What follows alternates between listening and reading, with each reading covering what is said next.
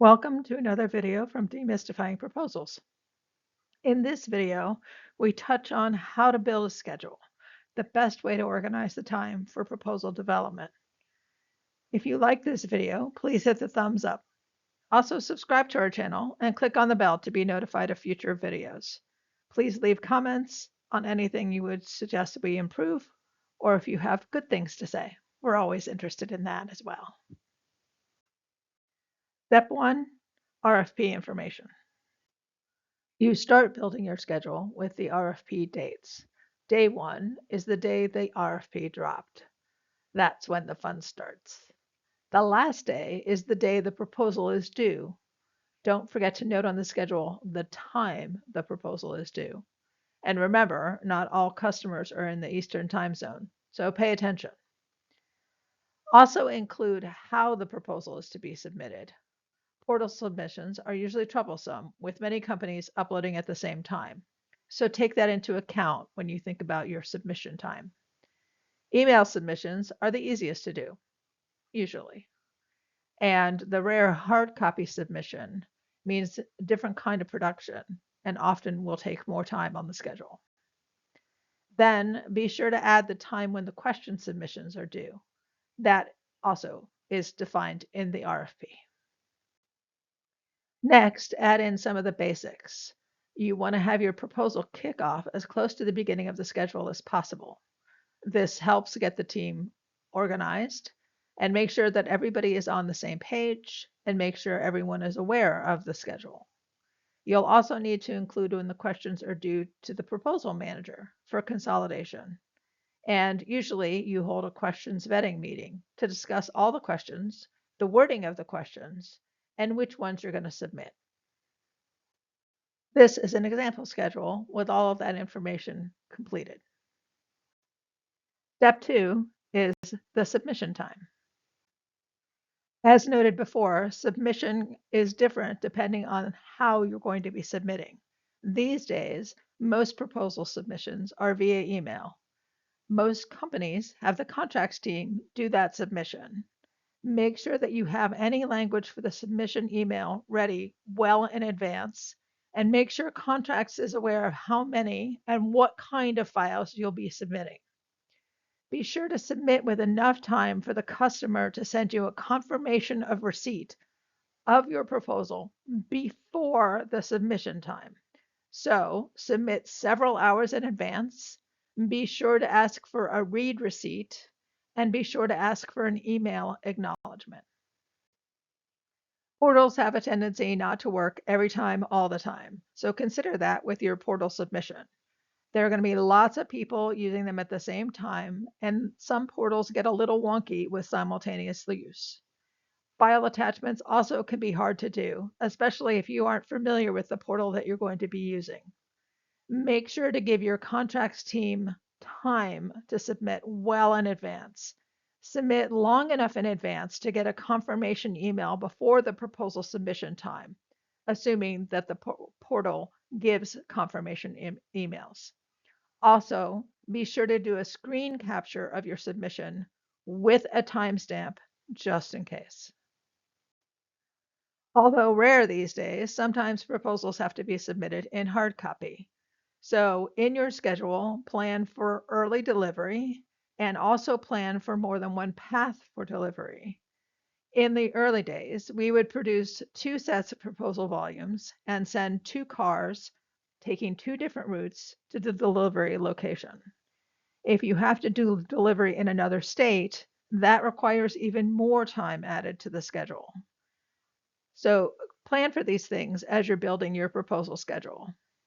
Also, be sure to use a delivery receipt. On your delivery receipt, request the signature from the customer acknowledging your on-time submission. Otherwise, you'll have no record to verify you submitted on time. And then scan the receipt and save the scan with the final proposal files. Usually Contracts is the one who does that. Step 3 in your proposal schedule is factoring in production time. How much time you schedule for production depends on how many volumes or files you have, Do you have to convert the file types from Word to PDF, for example? And do you have to worry about file sizes? So breaking those down in a little more detail, the more complicated proposals with lots of volumes and lots of files will take longer to finalize and be ready for submission. So take that into account when you're building your schedule. When you have to convert file types from Word to PDF, for example, generally speaking, that works out pretty smoothly, but it doesn't always. So you need to account for something going wrong in your proposal schedule. Give yourself enough time to recover if you have to. File sizes is something that sometimes the government doesn't include in the RFP, but you should be aware of what your customers' restrictions might be with regard to file sizes for an email submission or a portal submission. If there are lots of graphics in the file, even in a PDF, the file size may be too large for the submission. So you may end up having to split your document into multiple files. And again, that takes time. So think about that as you're building your schedule. So cost volumes can get very large, especially if you have to incorporate subs pricing, terms and conditions, etc. This is a classic example of where you may develop a PDF, but then have to split the PDF into multiple files in order to make each file the appropriate file size for submission. So if it's a simple submission, so a simple submission is, for example, 3 or 4 files, 2 or 3 PDF files for the technical and management volumes, a cost narrative, and a cost spreadsheet. Usually you can finish production in a couple of hours. If it's a complicated submission, if you haven't done a similar proposal before, try doing production on your red team files to get a sense of how long it's going to take. And make sure to put a generous amount of time into your schedule for production, just in case.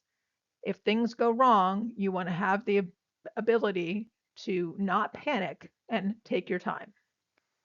Also, be sure to have someone else look at the files once they're ready, the contracts team or the capture manager, or both, to make sure that the files are complete and that there haven't been any glitches in the conversion of a Word file to a PDF file, for example, or if you have to merge more than one PDF file together.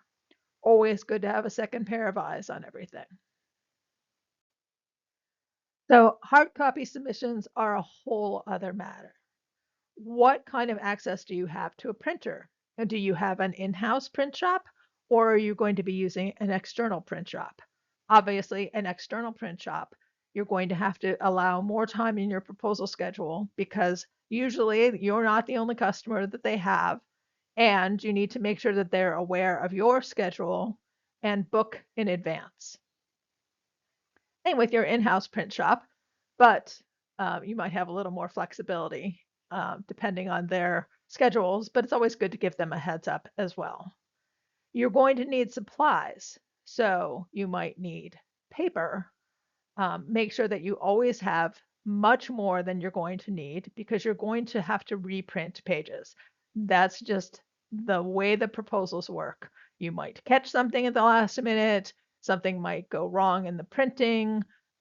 Just count on having to reprint pages. And remember that you may be printing 2 copies of everything. Like I said before, in the old days, we would print 2 copies and send them in 2 different directions with 2 different cars. That's not always the case anymore, depending on how paranoid you are, but you have to take that into account. You may need heavy stock for the cover graphic. Again, this is something we used to do back in the old days. And you would take that heavy stock cover graphic and slide it into the cover of the binder or notebook. Just makes it look particularly professional. Then you're going to need notebooks and binders. Remember, you may be printing 2 copies of everything. And also remember that you need to understand the sizes of the notebooks that you may need. So you may not need a very thick notebook for your management volume, for example, but you may need a super thick binder for your cost volume if it is a very complicated cost volume. So think about all of those things when you're thinking about your production times and your proposal schedule. Dividers are not always used, but sometimes they can be helpful in a complex proposal. That's usually a nice to have, not necessarily required, sometimes. Also, sometimes they require you to have CDs or flash drives of the proposal. Again, this is something that's fairly rare these days, but most computers these days, most of the or organizations' laptops probably don't have a CD drive anymore. And sometimes you're not able to use flash drives on your work computers. So you need to take that into account. You may need an external CD drive. You may need something to create a flash drive. So it's impossible for us to say exactly how much time you're going to need in your schedule for production in a hard copy submission. There are just too many variables for us to figure it out. But you should, and you should overestimate how much time it's going to take. This is an example schedule, including the information from steps 2 and 3. In this case, as noted on day 30 of the proposal, this is an email submission. So proposal submission is scheduled for the day before, and production should usually only take about a day. So that's scheduled for the Friday before. Step 4 in building your schedule is scheduling your color reviews. The first thing you put in your schedule is your white glove. Usually you schedule your white glove for a day or two before production. If you have a complicated proposal, you may need more time for white glove. Most white glove sessions these days are conducted in real time, either as a virtual meeting with all participants in their respective locations or as an in-person meeting. Either way, you're going to project the file and make the updates in real time because there should be very few updates. If you're doing an in-person meeting, you may share a printed copy and make sure that the proposal manager has the files open and make any changes in real time. Again, there should be very few updates. Remember, white glove should be a 100% complete proposal and only to ensure that the document is clean, has no typos, and all the graphics are final. No other changes should be accepted. Usually you schedule your gold team for about 3 or 4 days before white glove. Remember, our definition of gold team is a 95% complete document. And your gold team should be a unified document. Your technical edit should be completed. The price volume should be included in the review. Your proposal content should be 95% complete, with the possible exception of maybe some graphics or information coming from partners. You're late in the schedule, so you want the document to be as complete as possible. Next, you go back to the beginning of the schedule and put in your pink team. Usually your pink team is within about a week of your RFP drop. That depends a little bit on how much time you've had to prepare. Hopefully you've had time to prepare content pre-RFP. So then you can do your pink team a little bit faster on the schedule. If you haven't, then you need to take more time for the authors to develop the content.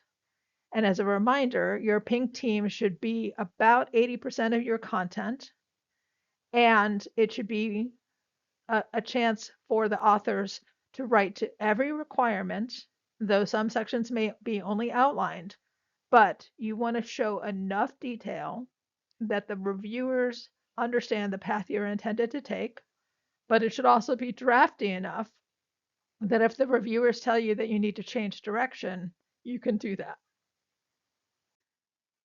Red team is usually scheduled about a week after pink team.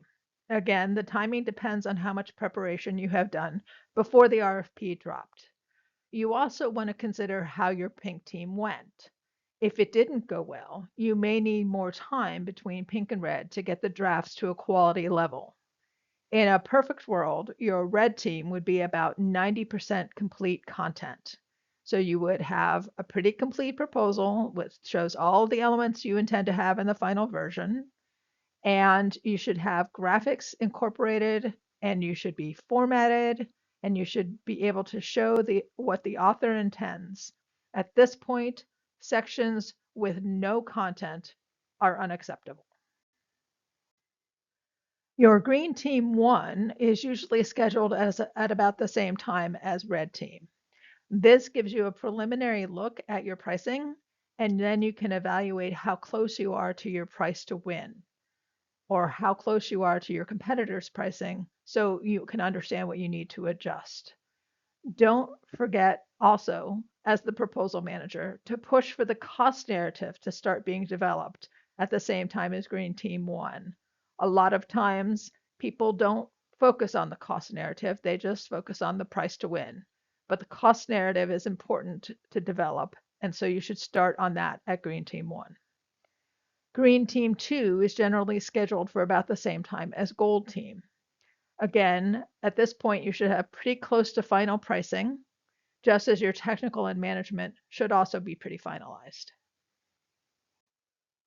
Step 5 of building your proposal schedule is to make sure that you have the capture manager, the pricing team, and the contracts team review it. Your capture manager is your partner in the proposal development process. So you want to make sure that he or she is aware of the schedule so that they can help ensure that the proposal team is ready for each review. The capture manager also participates in the green team reviews to make sure that price to win is achieved. Pricing is a big part of what the capture manager does during the proposal development process. Your pricing team will manage the green team reviews, so they should be aware of when those are scheduled and make sure that it will meet their needs. They also develop the cost narrative and the pricing spreadsheets. And any timelines associated with those things should also be reviewed by the pricing team. The contracts team will also review the cost narrative and the pricing spreadsheets. They participate in the green teams, but they also are responsible for other volumes such as terms and conditions, organizational conflict of interest, things like that. They'll also be involved in signing the SF forms, the SF33s, or other forms that need a signature that binds the company. Finally, the contracts team is going to be who submits the questions and who submits the proposal documents when they're ready. So here's a look at a completed schedule. So here's an example of a completed schedule for a 30-day turn on a proposal. Note we've now added pink team, red team, gold team, white glove, and green teams. Note also that we added the times that we expect drafts from the authors for the pink team and the red team and the gold team. It's important for the authors to have that information as well. So this is what a completed schedule would look like. Depending on how many days you have, you would need to adjust everything, but this gets you started. We hope that this video helps you figure out how to develop your proposal schedule based on the RFP requirements and your production schedule.